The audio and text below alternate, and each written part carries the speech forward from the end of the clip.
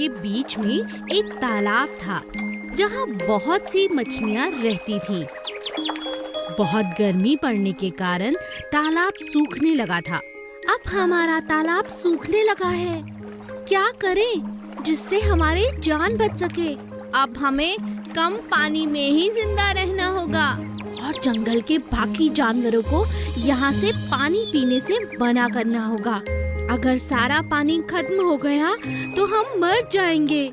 सभी मछलियाँ आपस में बात करती और सोचने लगती कि क्या किया जाए। अब जो भी जानवर आता मछलियाँ उसे भगा देती। चले जाओ यहाँ से पानी मत पियो। सारा पानी तुम ही पी जाओगे तो हम जिंदा कैसे रहेंगे? चले जाओ यहाँ से, हमारा तालाब सूख रहा है, तुम कहीं और जाकर पानी पियो।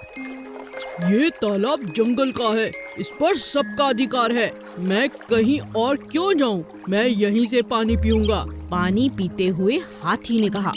एक दिन जब जंगल का राजा शेर वहाँ पानी पीने आया तब मछलियों ने सारी बात शेर को बताई। अब आप ही बताइए, अगर ऐसा ही चलता रहा तो हम कहाँ जाएंगे? हम कैसे जी पाएंगे? हमारे मना करने के बाद भी सभी जानवर यहीं आकर पानी पीते हैं। शेर ने सभी जानवरों से बात की और उन्हें समझाया। हम सबको मछलियों की मदद करनी चाहिए।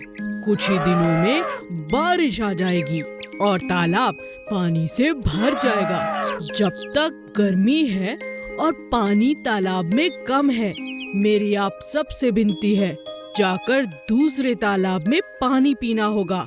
हम सभी जानवरों को एक दूसरे के साथ मिलजुल कर रहना है। अब सभी जानवरों को शेर की बात समझ आ गई और जानवर दूसरे तालाब में जाके पानी पीने लगे। कुछ ही दिनों में बरसात हुई और तालाब फिर से पानी से भर गया। मछलियों ने सभी जानवरों का शुक्रिया अदा किया। आप सबका बहुत बहुत धन्यवाद। आप सबको हमारी वजह से दूर तालाब जाकर पानी पीना पड़ता था, लेकिन अब आप सब यहीं आकर पानी पी सकते हैं। शेर राजा, आपका बहुत बहुत शुक्रिया। अप्पू हाथी। एक दिन अप्पू हाथी जंगल में भोजन की तलाश में इधर उधर भटक रहा था कि अचानक वो एक बड़े से गड्ढे में गिर पड़ा। अरे, इतना बड़ा गड्ढा, अब मैं बाहर कैसे निकलूंगा? ये क्या हो गया? मेरी नजर इस गड्ढे में क्यों नहीं पड़ी? अरे कोई मुझे बचाओ, कोई है, मेरी मदद करो। तभी उसकी आवाज सुन वहाँ एक बंदर आया। बंदर भाई, मुझे यहाँ से बाहर निकालो। मैं गलती से इस गड्ढे में गिर चुका हूँ, मुझे बचा लो प्लीज। अरे भाई, मैं इतना छोटा सा बंदर तुम्हें बाहर कैसे निकालूं? मगर तुम्हारी जान बचाना तो चाहता हूँ।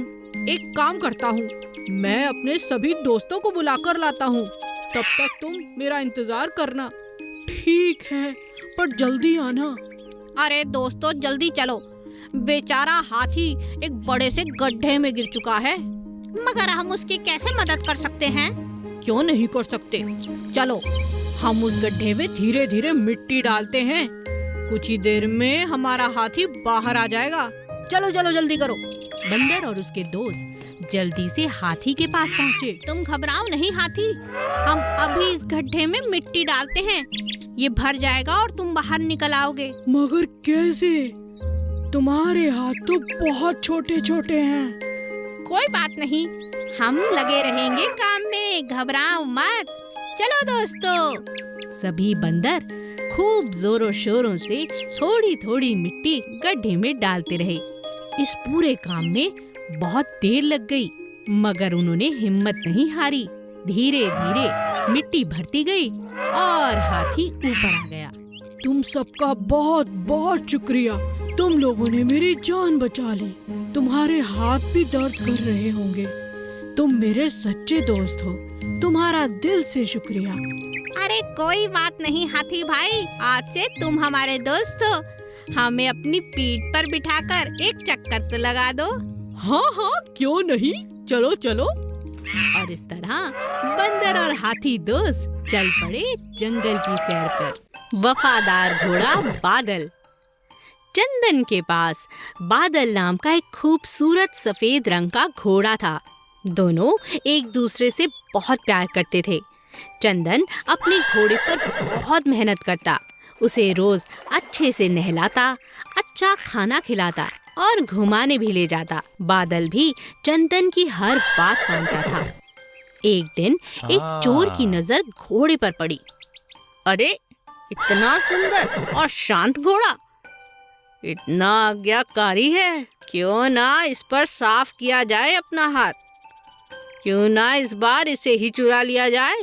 अगले ही दिन चोर मौका पाकर घोड़े को भगा ले गया। इस घोड़े को ज्यादा दिन अपने पास रखना खतरे से खाली नहीं है, इससे जल्दी ही बेच देता हूँ, कहीं पकड़ा ना जाऊं, इसका रंग ही बदल देता हूँ।